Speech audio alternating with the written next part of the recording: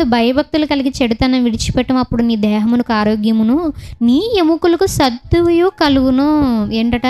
ప్రవర్తన అంతటి యందు అధికారానికి ఒప్పుకోవాలంటండి. ఒకవేళ ఒప్పుకోకపోతే ఏమవుతుందో తెలుసా? నీ దేహం ఏమైపోయిద్దట? చెరిపోయిద్ది. నీ దేహం ఆరోగ్యంగా ఉండాలంటే ఏం చేయాలి? నీ ప్రవర్తన అంతటి యందు అధికారానికి ఒప్పుకోవాలి. ఏదో మంచి ఫుడ్ తినేసి మంచిగా ఉండి నేను బలంగా ఉంటా, నేను స్ట్రాంగ్గా ఉంటా. ఫర్ ఎగ్జాంపుల్ మనం ఆలోచన చేసినట్లయితే ప్రపంచ ప్రఖ్యాతిగాంచినటువంటి ఒక వ్యక్తి ఉన్నారండి. చాలా చేసేసాడు, చాలా చాలా చాలా చాలా పనులు చేశాడు.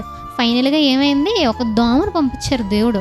ఒక దోమ వచ్చి ఆయన కుట్టడంతో ఏమయ్యారు? ఆయన చనిపోయారు. అంత సాధించాడు కదా, మరి అంత పేరు పొందుకున్నాడు కదా, అన్ని యుద్ధాలు చేశాడు కదా, గొప్ప పేరు సంపాదించుకున్నాడు కదా. అంటే లేదు, ఆయన ప్రవర్తన ఏం చేశాడు? ఆయనకు అధికారానికి ఒప్పుకోలేదు.